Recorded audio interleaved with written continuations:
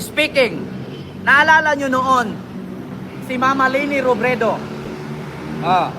Si Mama Leni Robredo, mahilig talaga yun mag-commute. Mahilig mag-commute si Mama Leni. Pero si Sara ngayon may bagong pakulo. Hindi tumalab yung pagurgur-gurgur niya sa liig, na paanong ka ba naman magurgur kung meron kang 433 bodyguards? Sa 20 pa nga lang, hindi ka na magurgur eh. Tapos sa 433 bodyguards, gurgur ka sa liig. Tapos magtaka ka, yung piklat niya sa liig, lumilipat sa gitna, minsan nasa gilid. Di ba? Nakakapagtaka. Ngayon, tignan nyo, may bagong pakulo. Sumakay na ng bus, nagko-commute na siya from Manila to Mindanao. Putang inang yan, Sara. Anong nangyari sa'yo, Sara? Sasabihin ko sa'yo, pumunta ka ng Mandaluyong eh. Mamili ka na lang ng number eh. Anong room ka eh. Diba? Hindi tumalab yung kanyang pagurgur-gurgur. Ngayon nagko-commute. Nag-alalay ni Robredo na naman. Diba? Pa-shoutout daw sa Oranyo family. Ano? Pa-shoutout daw Oranyo family. Oranyo family, Miguelap shoutout. Huwag nyo iboto mga Duterte. Naku, huwag mong subukan. Huwag mong subukan. Masira ang buhay nyo pag iboto nyo mga Duterte. 2,000 plus na tayo. Paabutin natin ng 10,000 live viewers. Ito na.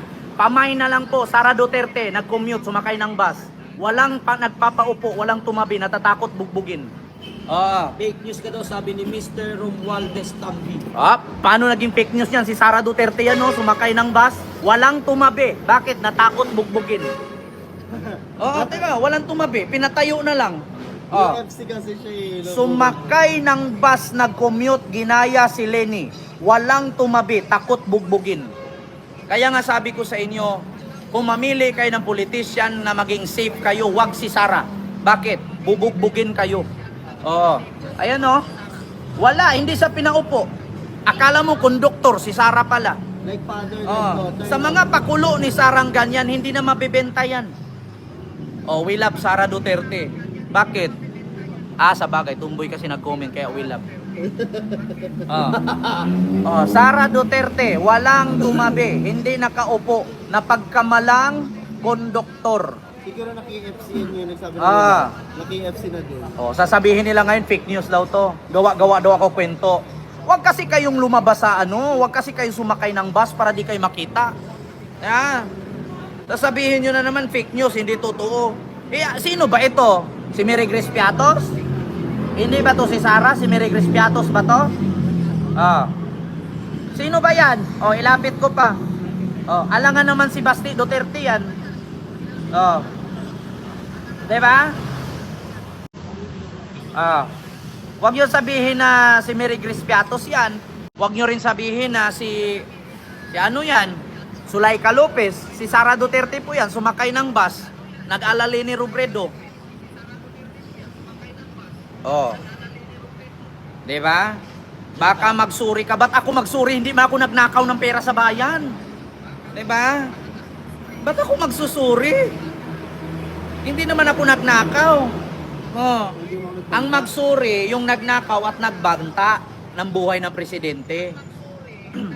May problema ka ba sa kanya? Meron talaga. Yung tax na pinaghirapan ko, na sa aking trabaho, binayad ko, ninakaw lang ni Sara. Sino bang matatawa? Sige, mga kababayan, Luzon, Visayas, and Republic of Mindanao na lugar ni Digong.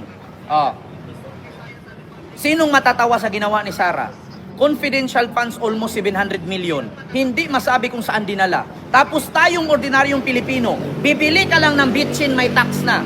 Bibili ka lang magic sarap, may tax na. Bibili ka lang ng candy, may tax na. Tapos nanakawin lang ni Sara at hindi sabihin kung saan dinala. Sa tingin nyo, matatawa ako? Kayo, wala kayong pakialam kasi hindi nyo iniisip yun. Kasi malay natin, umaasa lang kayo sa magulang. Diba? Kami kasi hindi kami umaasa sa magulang. Bakit? 15 years old pa lang ako, nabuhay na ako mag-isa. Hindi naman kasi ako tamad eh. Minsan kasi may mga Pilipino, mamamatay ka na lang, kasama pa rin yung nanay mo. Diba? Yan yung pinakamalaking sakit ng Pinoy. Kapag nakabuntis, nagkaanak, nanay agad tatawagin. Ma, walang gatas. Pa, walang gatas. Ang sagot ng nanay at tatay, graduate na ako dyan, bakit nagdagdag ka na naman? Diba? Yan ang pinakamalaking sakit ng Pilipino. Culture na ng Pinoy yan. Pag nakabuntis, ang sarap ng ginawa. Nung nabuo, damay pati nanay at tatay. Totoo yan. Sabihin niyo sa akin di totoo. Nung nagkakantutan, hindi pinaalam sa magulang. Nung nagbunga, si nanay, si tatay, nadamay na. Tapos, pag dumami ang anak, sinisisi presidente. Bakit? Nung nag-iyot kayo, nandun ang presidente? Di ba?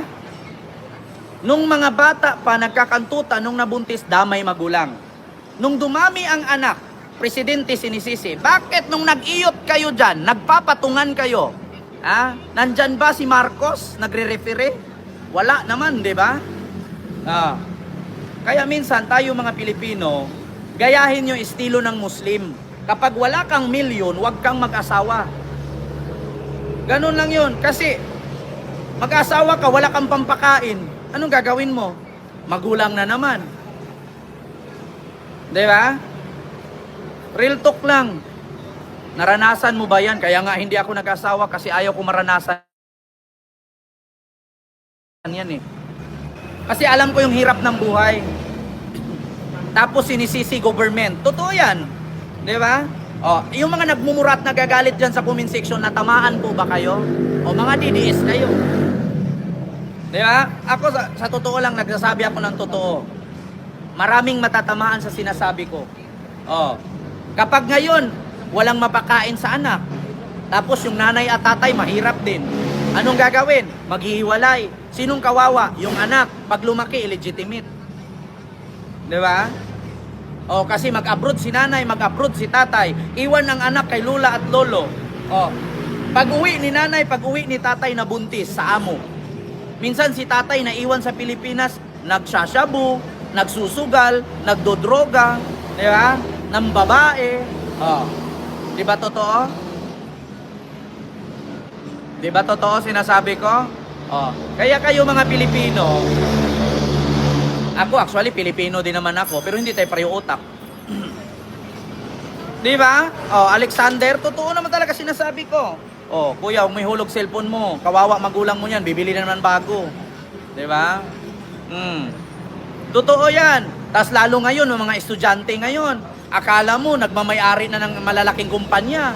Akala mo mga CEO. Bakit? Hindi pumapasok na ang baon maliit. Tapos habang pinapaaral sa magulang, nasa Starbucks nagtambay. Yeah? Tapos hindi pa pumapasok sa school, hindi bago ang damit, bago sapatos, iPhone pa ang gamit. Tapos ang nanay, nagkabilat-bilat. Ang tatay, nagkautin-utin. Yan ang mga masasakit sa mga estudyante ngayon. Kami noon, nung estudyante kami, buha ka ng inang yan, ang baon ko 10 piso lang. Tapos pag nag-research kami niyan, pumupunta pa ako ng library kasi wala akong pambayad internet, magre-research. Di ba, library? Kalkal ako libro doon. Ang kakapal ng libro binabasa ko, nagre-research ako. Pero ngayon yung mga estudyante, may pang-internet na, may pang-Starbucks pa. Di ba? May pang-shabu pa. Kaya yung mga estudyante ngayon, hindi umuunlad ang buhay eh. May kasabihan nga tayo, ang kabataan ng pag-asa sa bayan. Paano ka maging pag-asa sa bayan kung pag-graduate mo, rebelde ka na? Sumasama ka na sa bundok, nagdala ka ng Armalite. Di ba? Tapos ngayon, meron tayong presidente, turuan sila ng tama, magwiwilga sila ngayon sa kalsada. Sasabihin agad, baba ka na, baba ka na. Impeach na, impeach na. Tama ba ako? Tama ba ako? Ngayon sasabihin nila, magaling talaga si Duterte kasi lahat ng NPA napasuko. Paano hindi napasuko? Si Juma Sison na leader, advisor niya.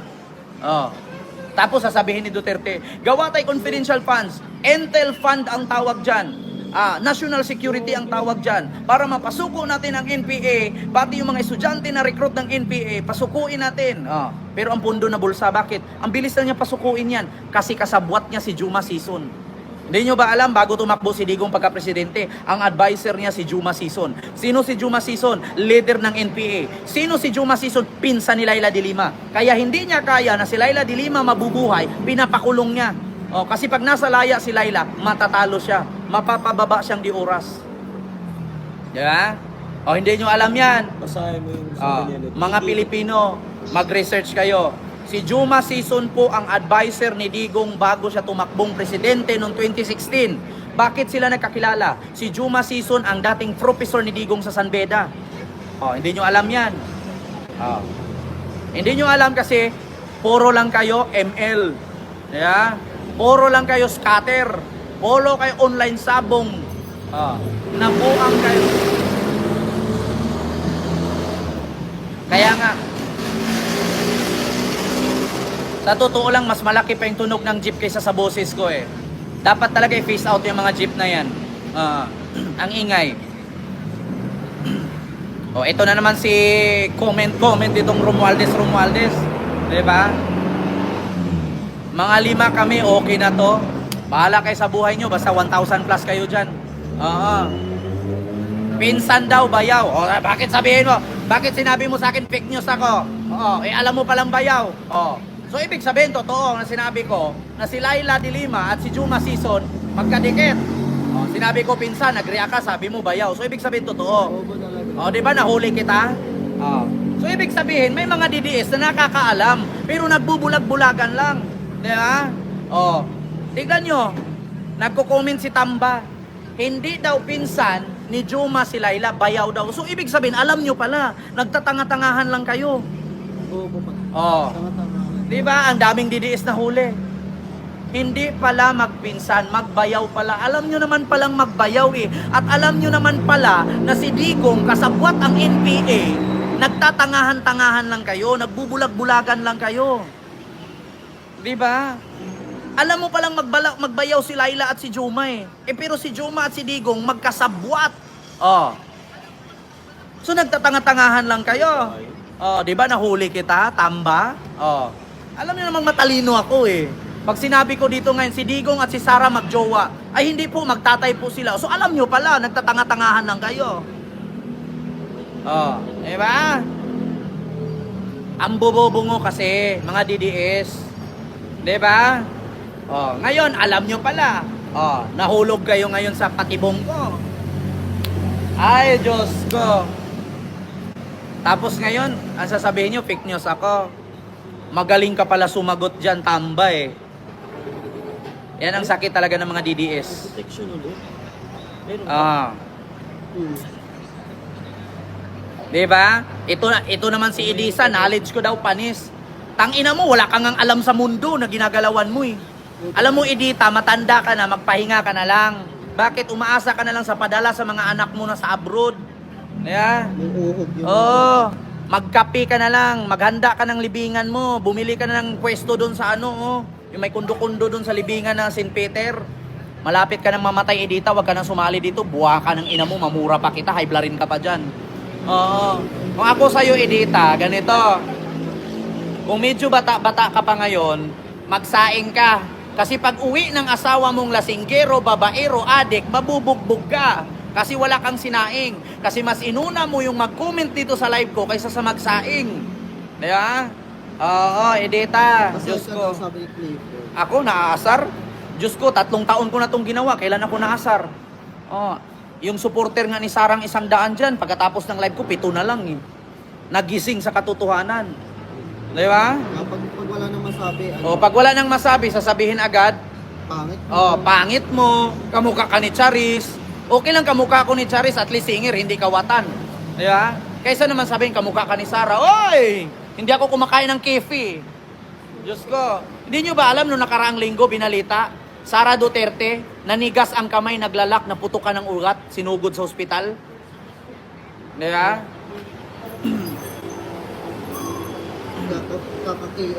Edita, kung ako sa'yo, magawa ka na lang ng journal at dictionary habang buhay ka pa. Kasi pag mamamatay ka na, hindi na maalala ng pamilya mo niyan. Sabi ni Grace, hindi daw nagising, nabangungot daw sila.